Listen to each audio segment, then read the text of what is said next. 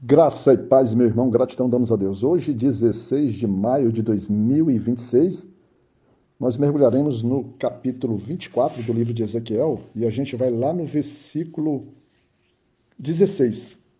E nele diz: Filho do homem, eis que tomo de ti o desejo dos teus olhos com um golpe. Mesmo assim não lamentarás, nem chorarás, nem tuas lágrimas escorrerão. Quando a gente lê esse capítulo, ele traz basicamente dois momentos. Ele traz duas conversas do Senhor com Ezequiel e depois ele traz uma terceira conversa do Senhor dando a Ezequiel o direito de explicar a parábola para o povo. Na primeira parábola, né, na primeira parábola, ele vai trazer que primeira indicação que naquele exato dia que ele chama de nono ano, 10º mês e 10º dia, Jerusalém, ela seria tomada. Ela seria, vamos dizer assim, iniciado o ataque sobre Jerusalém pela Babilônia. E aí o profeta, direcionado por Deus, determinado por Deus, fala sobre uma parábola de uma panela, né? E nessa panela, no versículo 4, ele diz assim: ajunta os seus pedaços dentro dela, cada bom pedaço, a coxa, a espada, encha com os ossos escolhidos.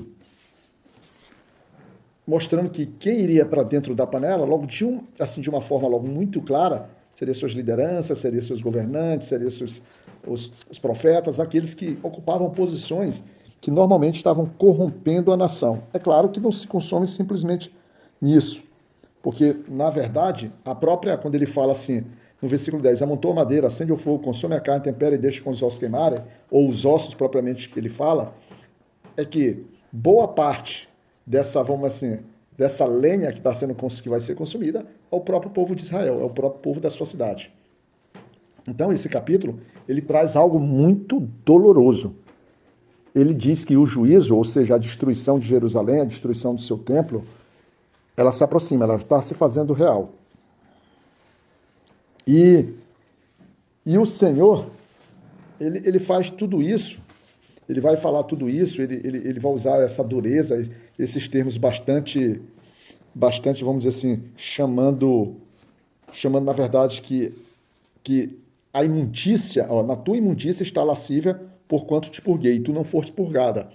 O Senhor já vem trabalhando, já vem instruindo, já vem limpando, mas a cidade ela insiste em se contaminar. Ó. Te purguei e tu não foste purgada. Aí ele diz assim: não serás mais purgada da tua imundícia.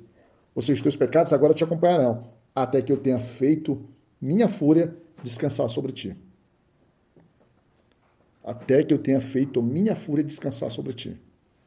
É um momento de fúria, é um momento de dor, é um momento de desconforto, é um momento de sofrimento, é um momento de sangue, é um momento de morte. Então, essa é a mensagem, mas parece que o povo ele insiste em não entender, insiste em não compreender, insiste em não aceitar, insiste em não mudar vamos dizer assim, de caminhada, de forma como se posiciona diante do Senhor. E aí agora o Senhor ele se direciona ao profeta, que é o seu servo, que é o homem que vamos dizer assim, que é a sua voz diante daquele povo, e faz algo que certamente você, eu, nós teríamos grande dificuldade de sermos, por exemplo, de entendermos. Você lembra quando Abraão foi, vamos dizer assim, foi ordenado que Abraão apresentasse o seu filho em termos de sacrifício para o Senhor? E Abraão, sem falar nada com sua esposa, prepara o seu filho, leva até o monte, amarra o seu filho, que a gente não vai chamar de criança, mas amarrou o seu filho. Quando ele praticamente ele vai para executar, tem a voz de um anjo e diz: não faça isso, não mate seu filho, não fira a criança. Então, o Senhor manda alguém para que possa, vamos dizer assim, fazer com que Abraão não cometa aquilo que Deus não queria que fosse. Mas Deus ele nos prova. E ele provou Abraão e Abraão passou pelo teste da fidelidade e da sua fé. Ok. Só que aqui o profeta Ezequiel ele passa por algo diferente. Porque o Senhor diz para ele: eu tomo de ti o desejo dos teus olhos com um golpe. O desejo dos olhos de Ezequiel era a sua esposa, que ele, pela expressão que nós estamos utilizando, então a gente vai caracterizar assim, que Ezequiel amava a sua esposa. E o Senhor está dizendo que vai tomar a vida da esposa dele como um golpe. Vai lançar sobre ele agora a ira, a fúria que ele está lançando sobre Israel, como o profeta, ele tinha por missão exemplificar, instruir, ensinar, fazer com que o povo visse nele aquilo que a cidade passaria. Agora, a esposa de Ezequiel, a amada esposa, servirá como imagem visual daquilo que aconteceria à cidade, principalmente aquilo que eles mais amavam, sobre o templo de Jerusalém. Ezequiel, ele é convidado, ele é informado, ele é notificado que o Senhor vai levar a vida da sua esposa, assim como os babilônios irão destruir o templo de Jerusalém. Os babilônios representam a destruição de Jerusalém, do templo, enquanto o Senhor representaria vamos dizer assim, aquele que tiraria a vida da esposa de Ezequiel. Duro fardo esse carregar, né, de servir ao Senhor.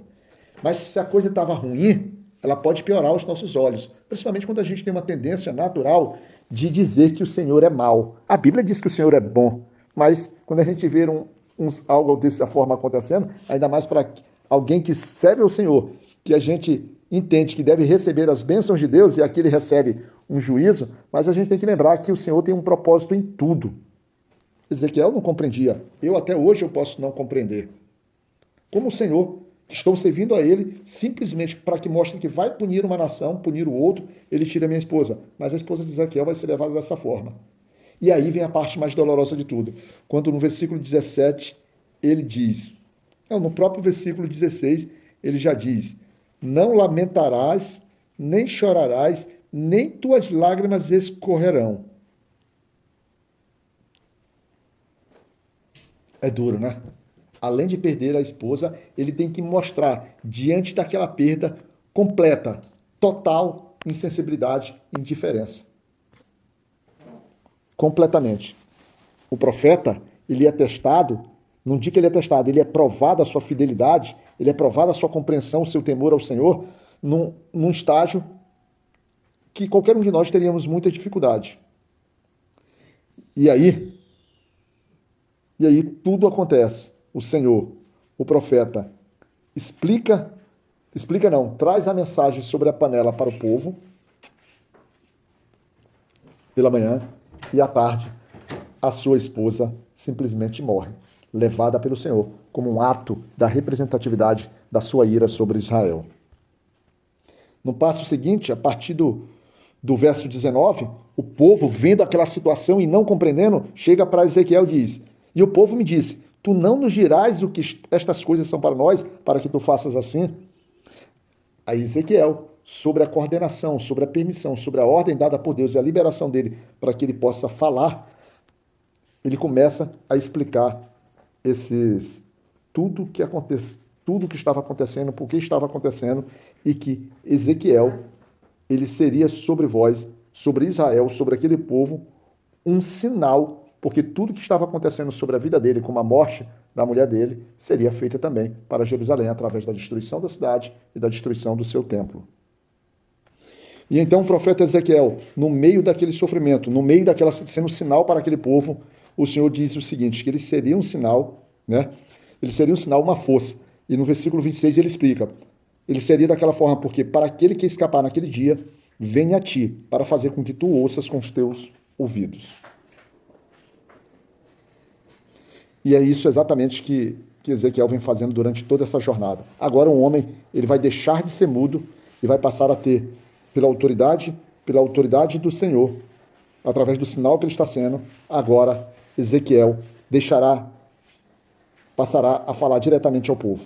Não mais por simbologia, mas pela sua voz. A palavra de Deus agora vai se fazer presente para aquele povo. Fica na graça de Deus Todo-Poderoso, que Deus o abençoe. Que Deus nos cuide.